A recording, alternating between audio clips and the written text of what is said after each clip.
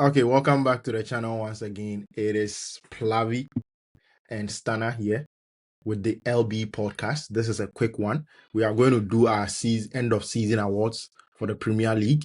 And what we are going to look at is we are going to do first the worst signing of the season. We'll look at the best signing of the season, most improved player, flop of the season, team that underachieved, and the team that overachieved the season. So let's start with the first one. Worst signing of the season, Stana. Worst signing of the season. I'm looking at not just the player and his quality, but the price tag. That is very important in judging the worst signing of the season, in my opinion. And when I say that, you know what I'm heading to. I'm going straight to Alexander Isak. I think he's the worst signing of the season. I know I'm a Liverpool fan myself, and I know most Liverpool fans would say he was injured for the majority of the season. Granted, he was injured, but injury is part of football. When we signed him, even aside the injury, the games that he played, he still wasn't impressive in a lot of them. Even in games where he scored, you could still see he wasn't really up to it. His sharpness wasn't there. So my worst signing of the season is Alexander Isak. I could have easily chosen Florian Wirtz as well. And my honorable mention for worst signing of the season is Alejandro Garnacho of Chelsea. Interesting. Okay, for me, my worst signing is Florian Wirtz, mainly because I think he got enough playing time, unlike Isak, who was injured for the most part. Wirtz got enough playing time, and he did okay. But for the price tag, just like you mentioned, the price tag really comes into this conversation. Yeah. I don't expect any team to spend over £100 million on any player and produce this performance. This performance can be given to any team by a £50 million player, a £30 million player. It was a normal performance that I didn't really see anything extraordinary to say that yes, this player deserved to be bought for £100 million. There was nothing in there for me. So it was quite disappointing. My honorable mention is Noni Madueke. I know it is going to sound crazy, but the fact that he's in a winning team doesn't mean that he did well this season. All the Arsenal fans were on his case throughout the entire season, with the exception of the 2 games that he got goals in. I think he got 2 Premier League goals the entire season. He was coming off from the bench, and the main thing that he was really doing very well is running the ball out of play. I watched a few of his games. He was very good at running the ball out of play. He couldn't recognize the boundaries of the pitch. And for me, spending £50 million on such a player, the it's not price good is enough. also. I can't believe none of us picked Liam Delap for flop of this for worst signing of the season.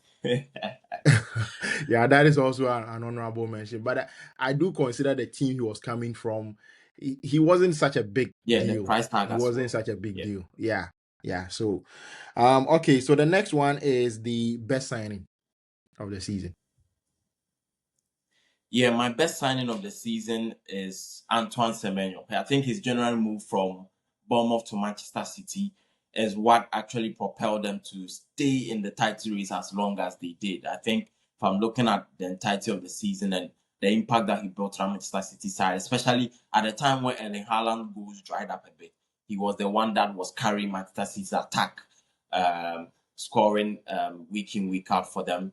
That eventually led them winning the FA Cup, scoring the winner in the FA Cup final, and then the League Cup as well. So I'll go Antoine Semenyo. And I think my honorable mention is Joao Pedro of Chelsea as well. I think he was also very good for Chelsea on an individual basis, although the team didn't really do well. I think Joao Pedro also deserves a shout for best signing of the season.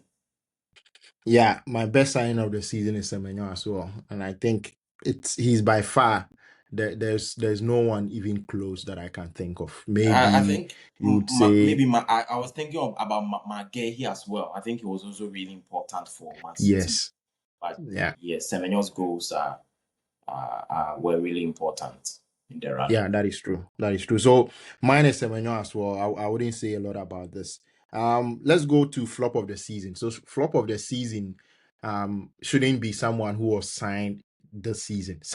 It is someone who is already in the league but the performance levels for that particular player was absolutely atrocious this season Horrendous. compared to what we expected from him.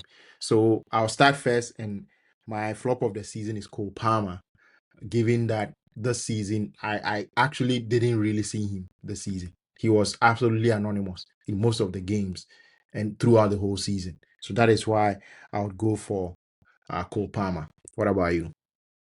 I was thinking about Cole Palmer as well. Then I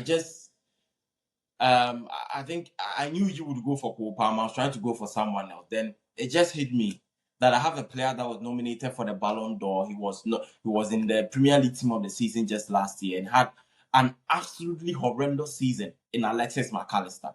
He is my flop of the season. I think the drop off. He is the one reason why Liverpool struggled for balance the entirety of the season. I think McAllister is by far Liverpool's worst player this season. So I will go Alexis McAllister. I think Phil Foden is also someone that really struggled this season alongside Palmer, but I think McAllister pips it for me. Okay, that's fair. That is very fair. I actually forgot about McAllister. He was quite poor this season. Most improved player of the season. Mine here is Semenyo. He really, really improved this season. He kicked on from his previous levels and he reached really great heights this season. My honorable mention for that particular category, most improved player, is Kobe Menu. I think he really also improved, especially from the levels that we saw him at the beginning of the season. Yeah. And I think that is mostly due to the manager who was in place. He wasn't giving him the time. And so for him to have stayed on his feet, remained mentally resilient to come back strong, I think is very, very good. What about you? Yeah, I had a few in mind. I had James Garner in mind of Everton. I had Elliot Anderson of Nottingham Forest. Now, I would actually give it to Elliot Anderson, but I had a few in mind. I had Dominic Calvert-Lewin as well. Very poor for Everton last year, but since re-signing for Leeds United, he's been really solid. Danny Welbeck as well had a very good season. So there are a few mentioned, but I'll give it to Elliot Anderson overall. I think he has been the most consistent out of all the players that I just mentioned.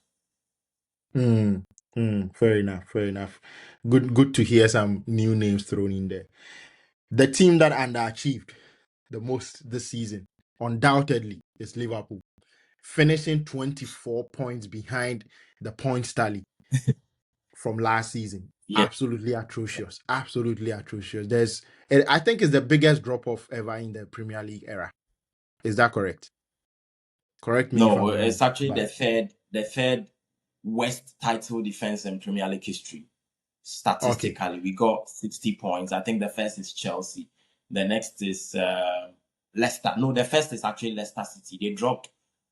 They got 44 points. The next is Chelsea under Mourinho. They finished 10th that season, and now Liverpool are now third with 60 points. The drop off was massive, and they are my underachiever for the season as well.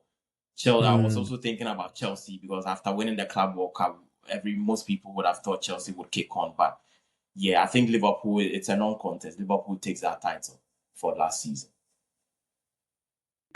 Okay. Then the last one, team overachiever, or the team that overachieved this season. For me, it is undoubtedly Sunderland.